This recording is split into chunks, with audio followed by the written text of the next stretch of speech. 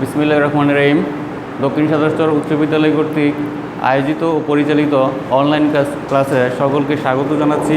আমি শেখ সুমন আহমেদ, সহকারী শিক্ষক, দক্ষিণ সাতরচর উচ্চ বিদ্যালয়, শিবপুর, নরসিংদী।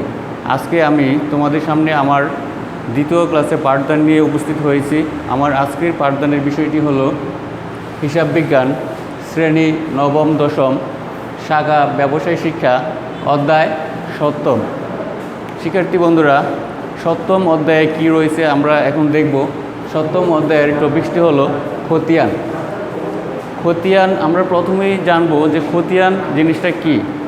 খতিয়ান হচ্ছে হিসাবের পাকা বই, সকল বইয়ের রাজা।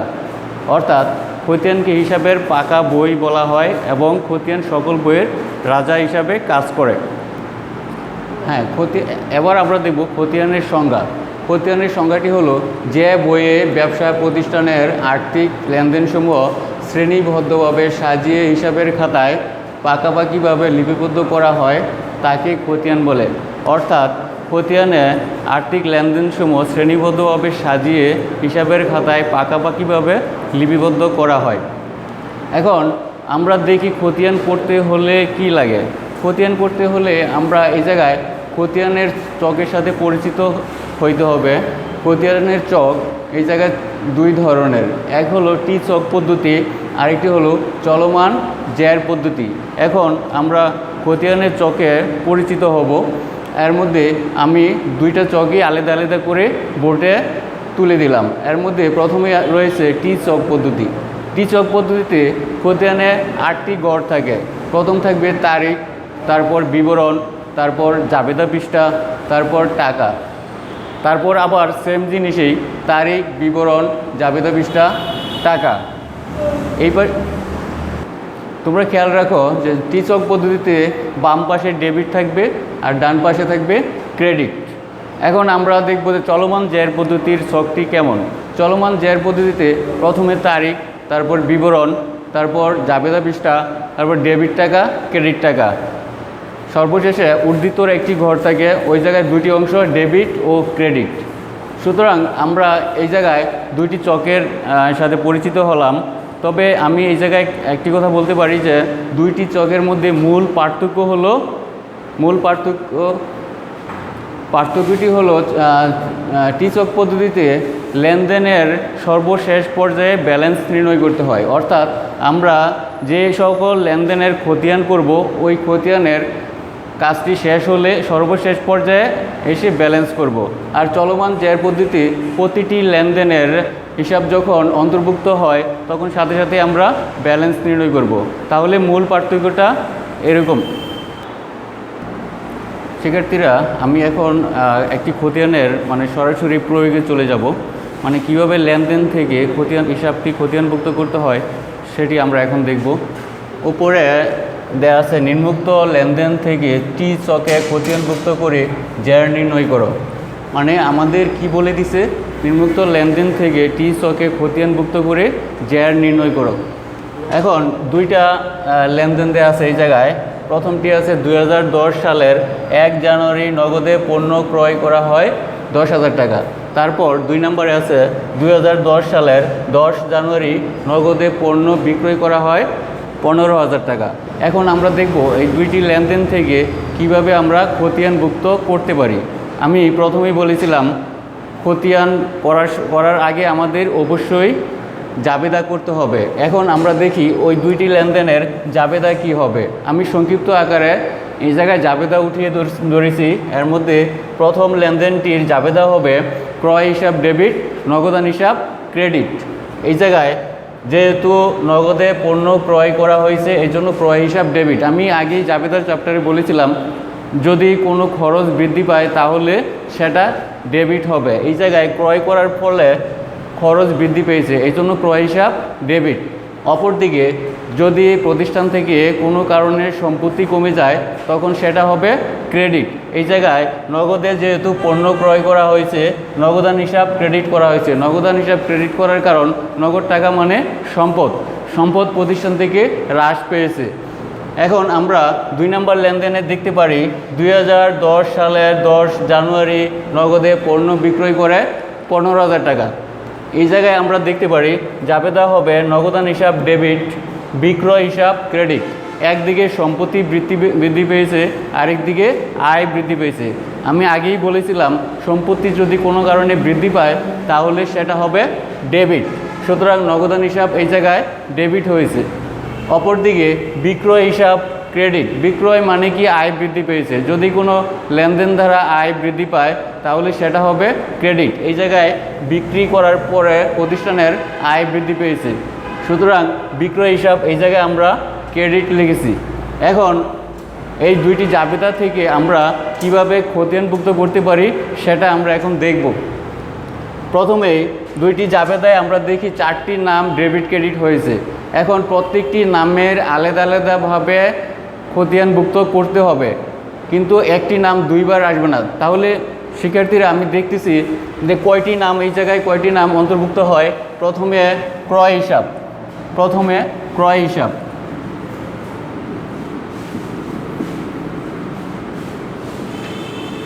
তারপর আছে নগদান হিসাব,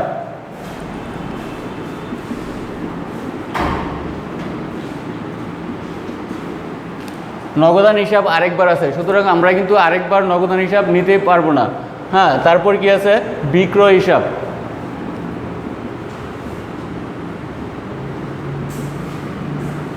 এখন আমরা এই দুইটি জাবেদা থেকে তিনটি নাম পেয়েছি। তিনটি নামের বিপরীতে আমাদের খতিয়ান করতে হবে।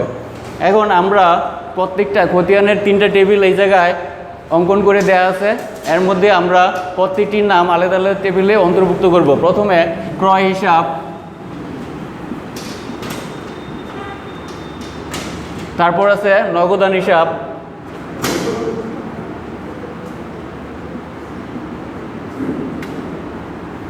তারপর আছে বিক্রয় হিসাব।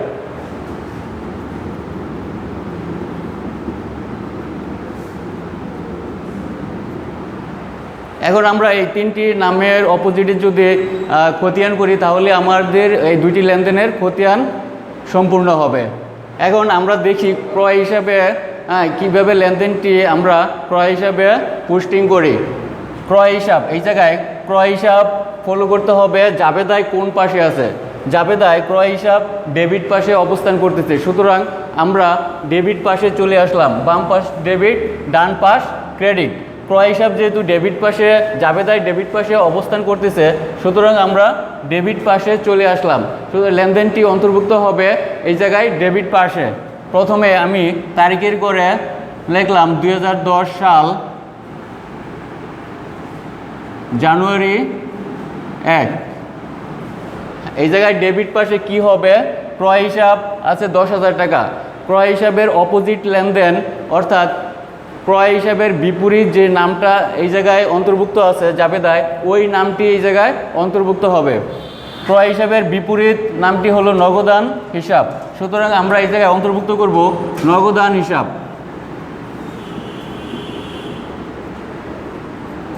টাকার পরিমাণ 10,000 টাকা।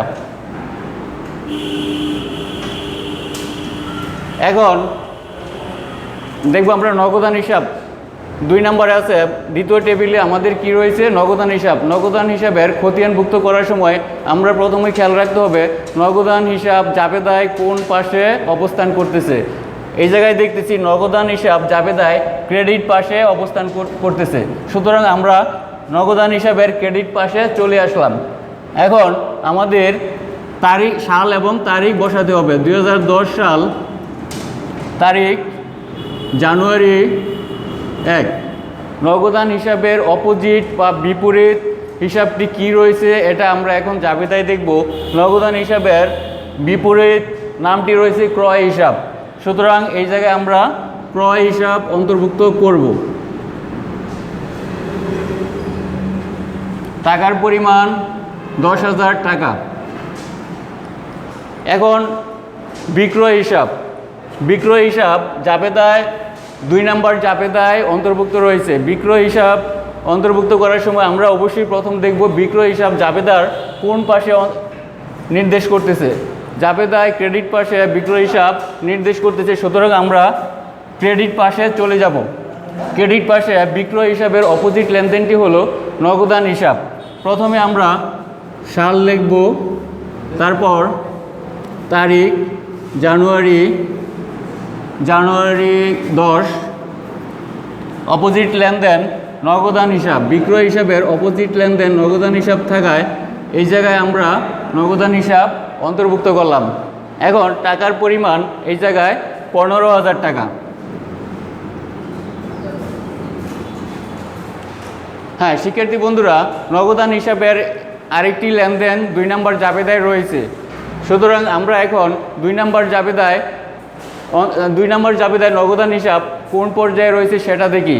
2 নম্বর জাবেদায় নগদান হিসাব ডেবিট পর্যায়ে রয়েছে। সুতরাং আমরা ডেবিট পাশে 2 নম্বর জাবেদা থেকে নগদান হিসাবের অপোজিট লেনদেন অন্তর্ভুক্ত করব। নগদান হিসাব 2 নম্বর জাবেদায় ডেবিট থাকে, আমি ডেবিট পাশে চলে আসলাম। এখন তারিখ বসালাম 2010 জানুয়ারি 10। নগদান হিসাবের অপোজিট লেনদেন এই জায়গায় রয়েছে কি বিক্রয় হিসাব। সুতরাং বিক্রয় হিসাব অন্তর্ভুক্ত করে দিলাম।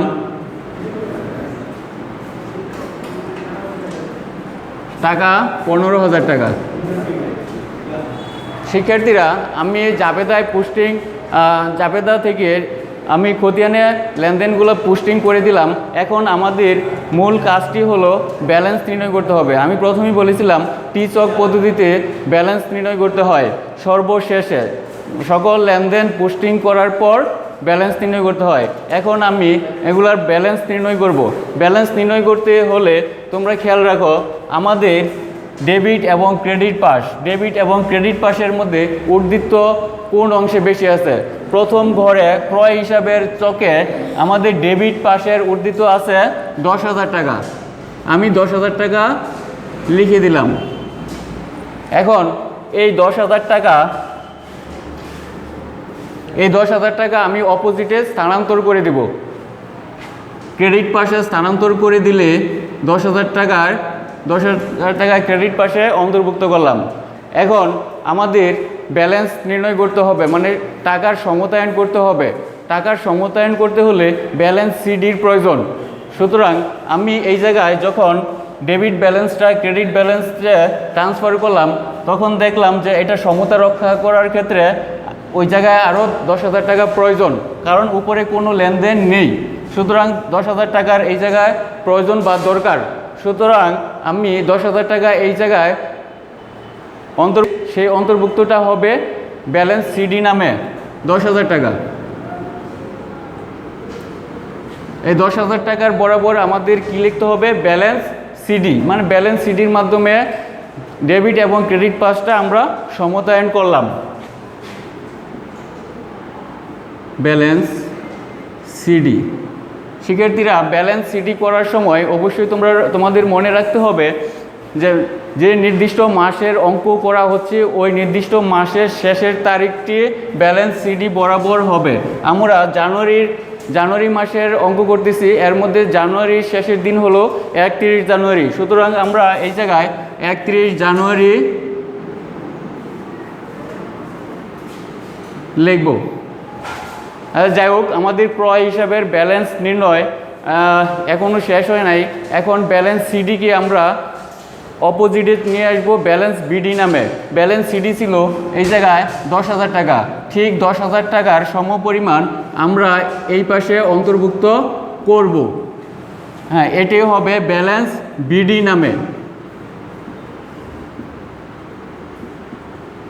এখন তোমাদের খেয়াল রাখতে হবে ব্যালেন্স বিডির পাশে কোন তারিখ হবে।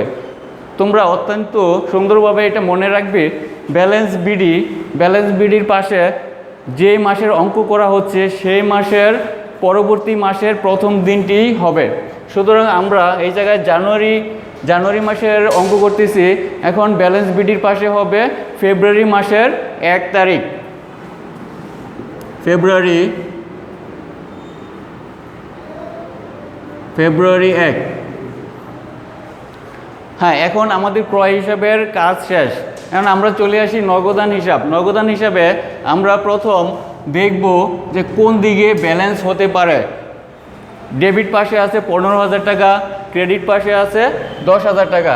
সুতরাং ডেবিট পাশের অংশের পরিমাণটি বেশি, এই জন্য ডেবিট ব্যালেন্স হবে 15,000 টাকা। উক্ত ব্যালেন্সটি আমি ক্রেডিট পাশে স্থানান্তর করে দিলাম 15,000 টাকা। এখন আমাদের দেখতে হবে যে 15,000 টাকা হতে হলে আর কত টাকার প্রয়োজন। এই জায়গায় রয়েছে 10,000 টাকা, 10,000 টাকা ক্রয় হিসাবে আছে। এখন 15,000 টাকা হইতে হলে যেই টাকাটার প্রয়োজন সেটা ব্যালেন্স সিডি নামেই এই জায়গায় অন্তর্ভুক্ত হবে। 10,000 টাকা হাতে আছে, 15,000 টাকা হইতে হলে আরও 5,000 টাকা প্রয়োজন।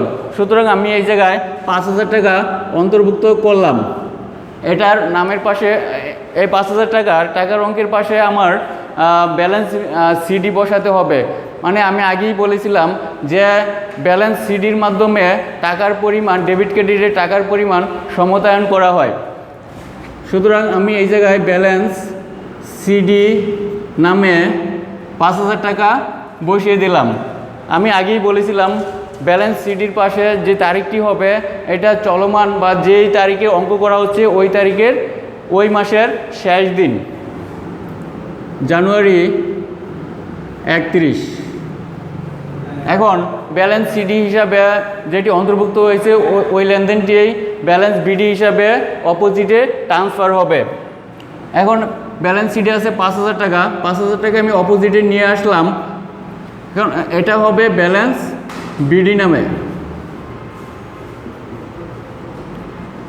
ব্যালেন্স বিডির পাশে আমাদের অবশ্যই খেয়াল রাখতে হবে পরবর্তী মাসের প্রথম দিন হবে ফেব্রুয়ারি 1। নগদান হিসাবের কাজটি শেষ। এখন আমাদের রয়েছে বিক্রয় হিসাব। বিক্রয় হিসাবের ব্যালেন্স নির্ণয় করতে হলে আমাদের প্রথম খেয়াল রাখতে হবে কোন দিকে ঊর্ধ্বিত বেশি আছে, ডেবিট অংশে না ক্রেডিট অংশে। ডেবিট অংশে দেখতেছি গড়টি একদম খালি আছে, আর ক্রেডিট অংশে 15,000 টাকা ব্যালেন্স আছে। সুতরাং এটার ব্যালেন্স হবে ক্রেডিট ব্যালেন্স। ক্রেডিট ব্যালেন্সটি আমি এখন ট্রান্সফার করে দিব ডেবিট অংশে।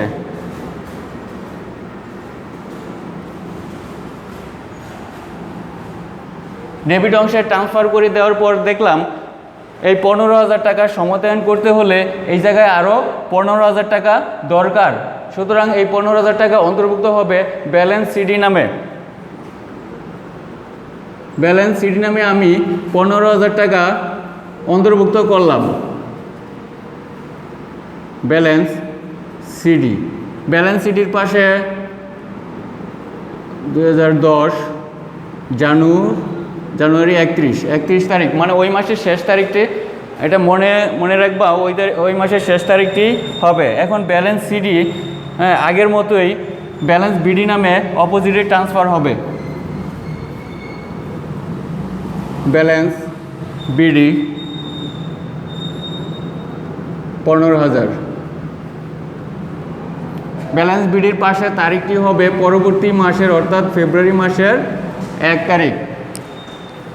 তাহলে কি হলো শিক্ষার্থীরা, আমাদের নির্ধারিত লেনদেন জাবেদার মাধ্যমে খতিয়ানভুক্তির কাজটি শেষ হলো এবং সর্বশেষে আমরা কি ব্যালেন্স নির্ণয় করলাম। শিক্ষার্থী বন্ধুরা, তোমরা বাসায় এগুলো নিয়মিত চর্চা করবা। আমি আজকে এ পর্যন্তই আলোচনা করব। আমি পরবর্তী ক্লাসে তোমাদের জন্য একটি নতুন চ্যাপ্টার নিয়ে আসব। সে পর্যন্ত তোমরা ভালো থাকো, সুস্থ থাকো, নিরাপদে থাকো। আল্লাহ হাফেজ।